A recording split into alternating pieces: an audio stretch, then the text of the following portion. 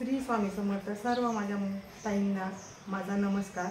आज गुरुचरित्राचं पारायण का आणि कसे करावे आणि त्याचे नियम कसे तर आमच्या केंद्र प्रमुख आशाताई यांच्याकडून जाणून घेऊया। ताई नमस्कार। श्री स्वामी समर्थ ताई। अनंत कोटी ब्रह्मांड नायक राजाधिराज योगीराज प्रब्रह्म श्री स्वामी समर्थ महाराज ब्रह्मीभूत मोरे दादा आपले सगळ्यांचे श्रद्धासन असले गुरुमाऊली यांना त्रिवार वंदन। परिसरातील सगळे सेवेकरांना माझा श्री स्वामी समर्थ। ताई तुम्ही खूप सुंदर प्रश्न विचारला आणि ह्या प्रश्नाचं उत्तर आपल्या गुरुमाऊलींनी खूप वर्षांपासून तयार करून ठेवलेलं आहे। आपल्या माऊली जे सांगत असतात आपण त्यांची आज्ञा पाळत असतो आणि मी सुद्धा या मार्गात 20 वर्षांपासून आहे। तर मी जे नियम पाळते किंवा आपले माऊली जे सांगतात आपण त्यांच्या आज्ञेनेच हे नियम पाळत असतो।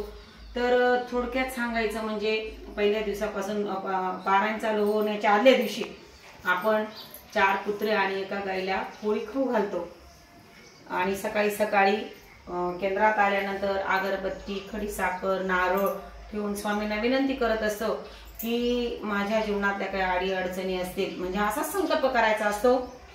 आता तांदळाचे दाणे घेऊन पाणी सोडायचं असतं आणि स्वामींना विनंती करायची असते की स्वामी माझ्या जीवनात काय काय अडचणी परिसर कष्ट असतील तुम्ही ते म्हणजे सोडवायचे आणि मी तुमचं हे गुरुचरित्र पारायण करणार आहे बुवा। तर जर तसं पारायण केलं आपण संकल्पयुक्त आणि मनात भावना ठेवून तर त्या पारायणाची फलश्रुती आपल्याला 100% निश्चितच मिळते। हा माझा अनुभव आहे। प्रत्येक वेळेस इथे नियम अटी म्हणजे सांगितले जातात काय काय नियम पाळायचे। समजा आता खाण्याचे पण पूर्वी जसं कडक होतं ताई आपल्या मुलींनी आता थोडंसं असंही करून दिलेले। मी तसा व्हिडिओ टाकेलच आपल्या तिकडनं आलेला आहे। प्रश्न तोच आहे खाण्याचे नियम काय आहेत। खाण्याचे नियम खूप काही ते काय करतात घालून टाकतात की नाही एकच हे खायचं एकच असं काही नसतं। आपल्या माऊलीने आता असं सांगितलेलं आहे कांदा लसूण वर्ज्य बऱ्यापैकी भाज्या चालतात बटाटे टोमॅटो भेंडी फक्त त्याच्यात मिरची आणि खोबरं चालतं लसूण कांदा नाही शेंगदाणे वापरायचे नसतात।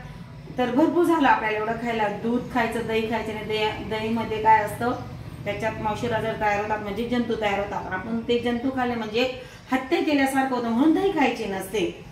आणि फळ पण तुम्ही सगळ्या प्रकारचे खाऊ शकतात। शरीरात अजून माऊलीने काही सेवा करायला लावले नाही मी काही सांगते पण माऊलींचे जे शब्द आहेत ते मी बोलते इथं। शरीर रक्षितो धर्म जर आपलं शरीर चांगलं राहिलं तर धर्माचे पण रक्षण करू शकतो। आपलं शरीर थकून गेलं तर आपण काहीच करू शकत नाही आणि दुसऱ्या स्वतःसाठी पण करू शकत नाही दुसऱ्यांसाठी पण करू शकत नाही।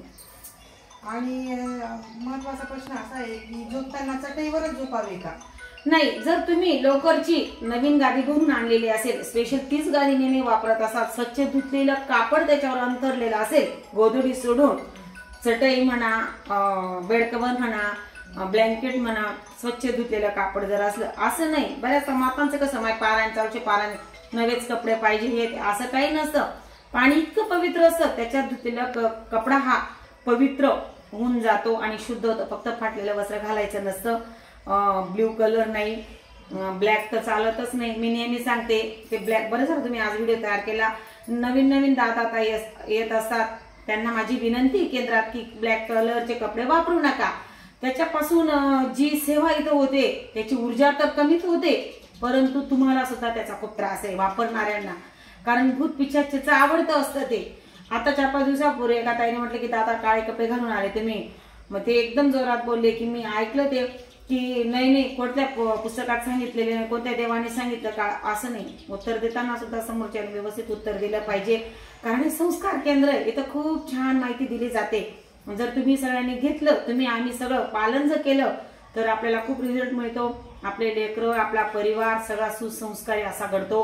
परिसर गाव सुद्धा करण्याचा आपण प्रयत्न करत असतो होतच राहतो। अजून काही विचारायचंय ताई? मग आता त्याचे अनुभव भरपूर बघा गुरुचरित्र हा 5वा वेद मानला जातो। सगळ्यात पवित्र आणि पावन सेवा म्हणजे गुरुचरित्र। वर्षातून तसे आपले माऊली सांगतात काही जरी प्रश्न नसले आपले तरी 7 गुरुचरित्र पारायण आपल्या वर्षातून झालेच पाहिजे।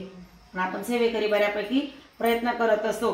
जर हा गुरुचरित्र ग्रंथ वाचला आपण त्याच्यातून आपण कर्ज बाजारी राहिलो तो प्रश्न सुटतो। पती पत्नींमध्ये कटकटी भांडणं होतात तो प्रश्न सुटतो। घरात शांतता लागते। बरेच मुलं हट्टी आणि खूप त्रास देतात आई वडिलांना, त्याचा दोष नसतो, मुलांचा दोष नसतो, आई वडिलांचा नसतो, परंतु त्या घरात प्रखर पितृदोष असतो. ज्या घरात पितृदोष असतात त्याच घरात असे मुलांचे आई वडिलांचे भांडण होतात, कोणाकोणाशी पटत नाही. तर त्याच्यावर एकच उपाय असतो की आपले माऊली आपण प्रश्न टाकला की तुम्ही 7 गुरुचरित्र करा. जर हे गुरुचरित्र आता आपण असे केले तर आपल्या घरात सुख शांती समृद्धी लागते, लक्ष्मी प्राप्ती होते, जे पाहिजे ते आपल्याला मिळत असतं. जे पाहिजे म्हणजे खूप श्रीमंत होऊ नये या मार्गातले नाही, पण सुसंस्कारी आणि सुखी निरोगी आयुष्य परमात्म्याकडून ब्रह्मांड नायकांकडनं गुरुमाऊलींकडनं आपल्याला मिळत असं हेच आजचं सांगण्याचं उद्दिष्ट आहे. श्री स्वामी समर्थ.